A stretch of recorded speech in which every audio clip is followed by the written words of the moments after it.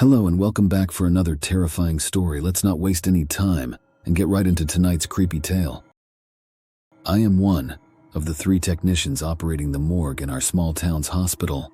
It has been 5 years now since I first started this job. You may find it weird or creepy, but it is a job that needs doing and it's easier than you might think. Weirdly enough, it's stable, it pays well, and it is very boring. At least for the most part. You do see gruesome injuries from time to time, but you get used to it. And yes, in time, this job will give you nerves of steel and a cast iron stomach. That said, there is one particular incident that still gives me horrible nightmares to this day. I was still new at the job at the beginning of my tenure. I was well aware that working 12-hour shifts in a morgue is going to be difficult and draining. When I first started, they would only assign me the day shift hours. Then one day my supervisor told me the guy who used to work the night shifts had quit, so they needed someone to cover for him until a new hire could come aboard. Long story short, I accepted the shift change and I started working 6 p.m. to 6 a.m.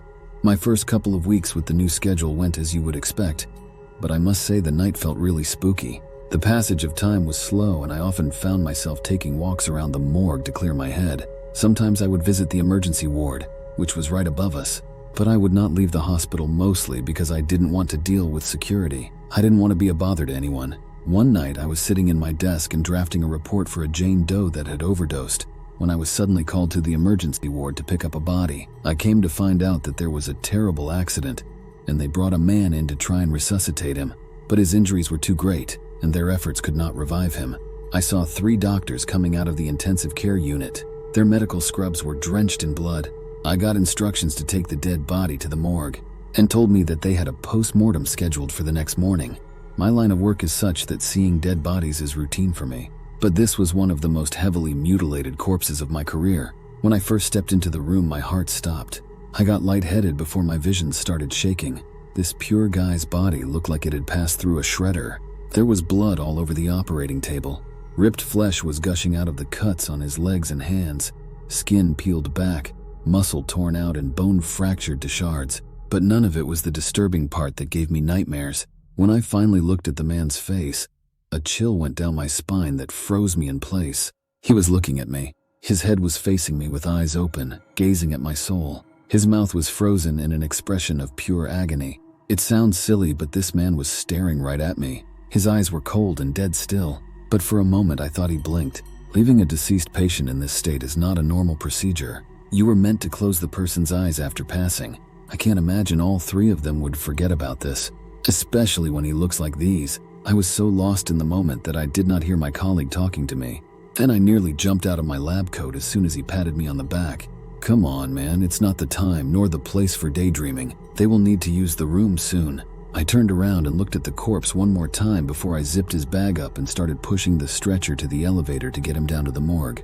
I got onto the lift, and for the first time since childhood, I was feeling uncomfortable inside an empty lift with a dead body.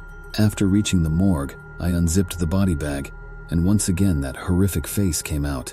I put the body inside the mortuary cabinet and came back to my desk. I sat down and started to go through my paperwork again. After a while, I put one headphone in my ear and looped the other one around my neck. Listening to music is not really permitted, but I could often get away with it. I figured that if I had an ear out and I didn't cause any issues, it would be fine. Generally, the morgue is shrouded in silence, and tonight was no different. But this time around, the stillness of the morgue made my skin crawl. Ever since I laid eyes on this guy, I had this eerie feeling that I couldn't shake off. I got absorbed into my work with the help of the music and I lost track of time for a while. I looked up from my work, staring down the door of my office very intensely. Did I hear something? I took the headphones out of my ear. Hello. I heard the distinct sound of footsteps outside, as if someone was walking in the corridor. Perhaps a doctor or a nurse wanted something and did not want to call it in through the intercom system. I got up and came out of the office, but I saw nothing. I glanced at the end of the corridor, where our mortuary's cold room was. The doors were closed, and the corridor was completely empty. I started walking towards it when suddenly I felt that someone was walking behind me. I turned around with a snapping motion of my head, but the room was empty. That's it, I thought. This job finally got to me. I'm starting to lose it. I opened the door to the cold room and everything was in its place.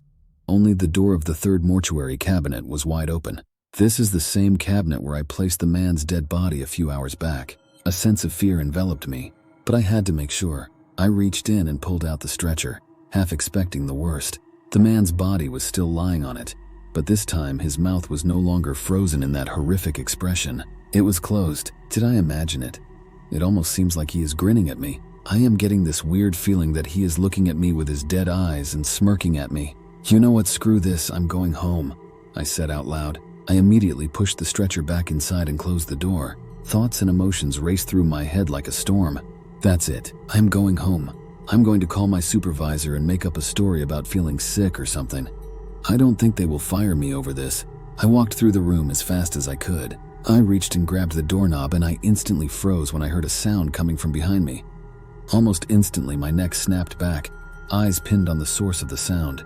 My mind went numb trying to process the macabre spectacle that was unfolding in front of me. I saw the man crawling out of that mortuary cabinet like a creature straight out of my most feverish nightmares. His entire body was covered in blood and gore. His eyes were even wider now, as though they could pop out of their sockets at any moment. I closed my eyes and opened them again, hoping this nightmare would go away, hoping against hope that I will wake up in my bed. But he was still there. The man came out and stood in front of me. Blood dripped from his body onto the floor. The entire floor beneath his feet turned red with blood. You are supposed to be dead," I said with a trembling voice full of panic. He laughed in a very low voice, accompanied by a concerto filled with bubbling blood, hissing and guttural noises. "You know what's the best part about being dead? You don't feel anything anymore." The absurdity of my situation was not lost on me. Even with my heart pounding my chest like a jackhammer from the inside, I couldn't believe that I was in front of a living dead person. I opened my mouth and kept the conversation going when the man moved to within a couple of inches away from my face in a flash. I can't explain how he did that. My brain did not register his movements, but it was like he swept his way like wind and stopped right at my face. He rushed me as if he was sliding on ice.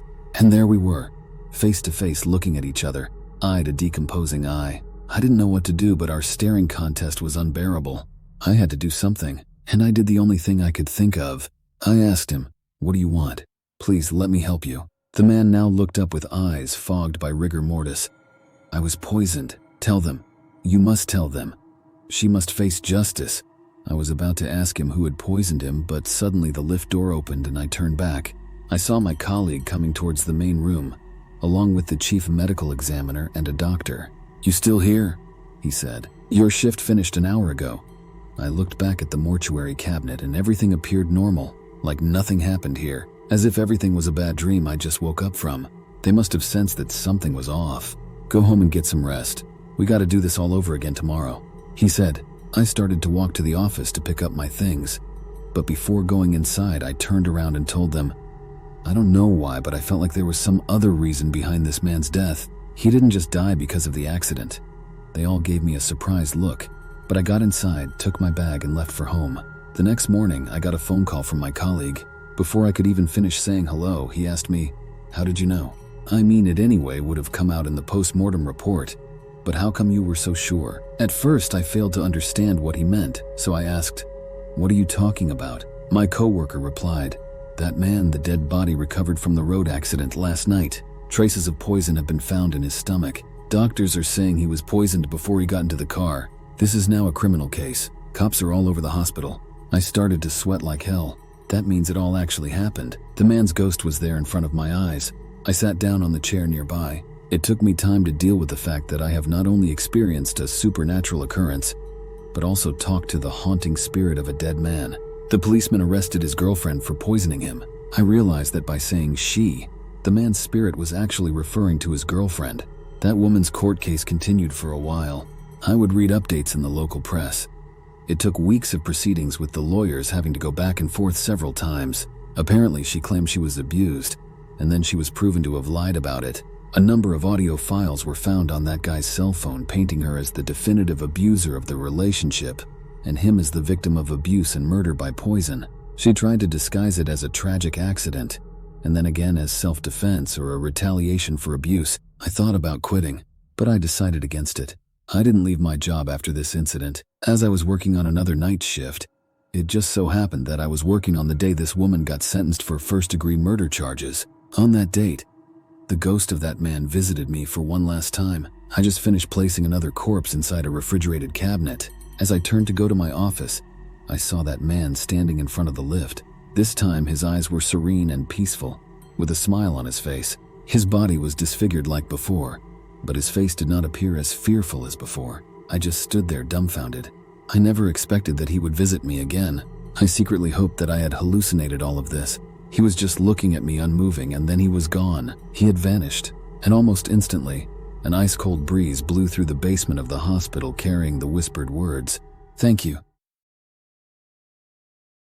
Come step into a world where magic is not just a fantasy, but a reality at the Freethinker Project Witchcraft Supply Store online. Our ever-expanding collection of witchcraft supplies, from magical herbs to powerful altar tools, invites you to unlock your inner potential and explore the mysteries of the universe, selected for their authenticity and power.